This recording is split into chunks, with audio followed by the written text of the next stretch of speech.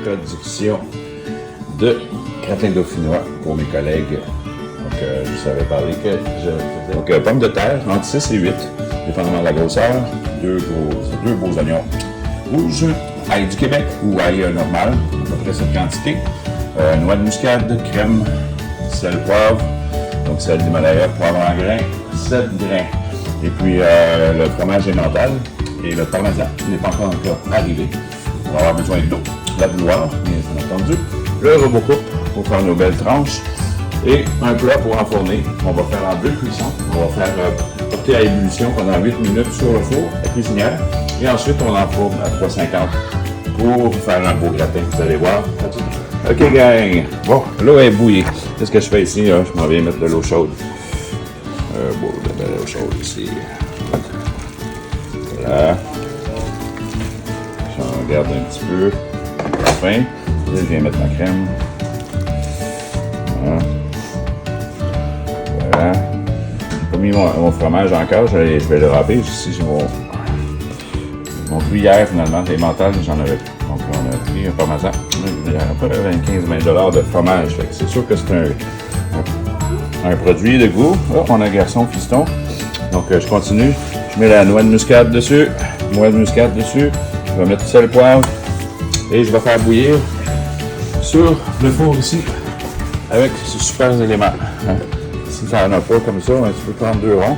Mais voilà, c'est supposé, oui, c'est supposé de faire la cuisson de première minute, 8 à 10 minutes en bouillard. Merci.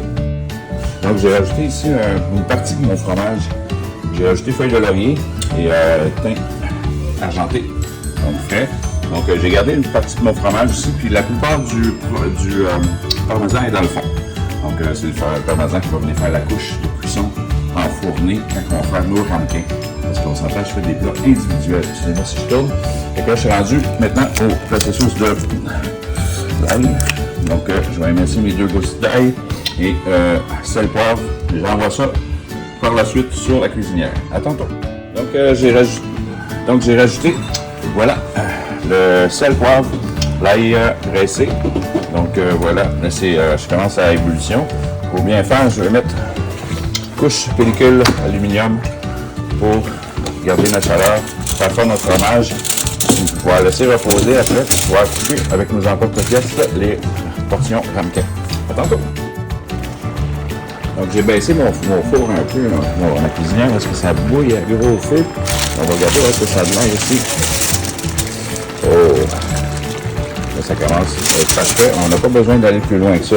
J'avais dit 6-8 minutes. Ça fait à peu près ça, 6-8 minutes. Ce que je vais faire, je vais enlever ma pellicule. On va laisser refroidir. Je vais laisser figer un peu, puis après ça, je vais rajouter mon fromage. On va l'envoyer au four à peu près 15 minutes pour faire fondre, puis après ça, je vais pouvoir couper en porte-pièces. Comme tu peux voir ici, j'ai déjà préparé ma grille avec mes ramequins qui va aller à 350. Et on se voit tantôt. Donc, j'ai rajouté le restant de mon fromage qui me restait. J'ai rabrié et j'envoie ici dans la cuisinière. Là, j'avais oublié de dire environ 1h30 de cuisson. On va vérifier aussi pendant la cuisson voir comment ça vient dorer. Alors, pour ceux qui n'ont pas de... Je montre ici un petit truc. J'avais une recette à faire avec du lait de coco. J'ai pris la canne, je l'ai ouvert dans le sens où que ça devient coupant. Des fois, on ouvre à l'intérieur, mais on veut pas avoir le rebord. Nous, on veut sans rebord. Donc, c'est un emporte-pièce qui n'a rien coûté. Donc, si jamais tu n'as pas d'emporte-pièce, c'est ce qui va servir de pouvoir couper. Et je vais probablement l'ouvrir dans l'autre sens, ici, plus petit, pour pouvoir repousser mon emporte-pièce. Ça dépend. Des fois, avec c'est chaud, ça va couler. Donc, pas besoin de le faire. On le garde comme ça. Voilà, porte-pièce qui a coûté 1,99 $. En plus, on avait du lait de coco à l'intérieur. C'est pas magnifique? Donc, voici, ça donne après 45 minutes de cuisson. Je n'ai pas laissé dorer parce que je vais, comme dire, refroidir le plat pour pouvoir le découper avec mon fameux emporte-pièce à 1,99 $ plus lait de coco. Donc, on va laisser refroidir 45 minutes au frigo, 1 heure. On va presser, et après ça, on s'en vient mettre ça dans ça pour pouvoir les faire griller. se servir. On peut les faire congeler aussi, mais je dis que l'eau et la crème, c'est pas un bon résultat avec le fromage.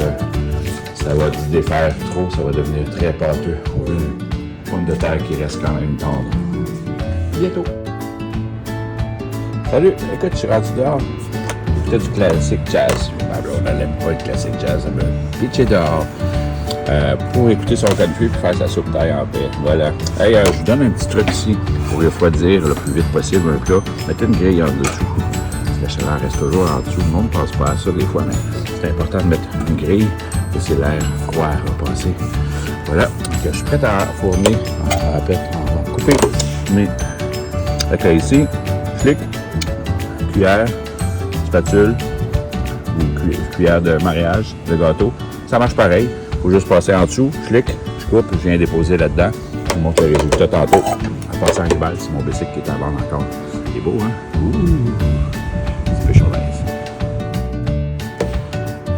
Alors, après un petit bordel, voilà, j'ai déjà préparé mes emporte-pièces, mes ramequins plutôt. J'ai regardé tout le bouillon aussi. Le secret d'un chef, souvent, c'est de ne pas révéler ses secrets.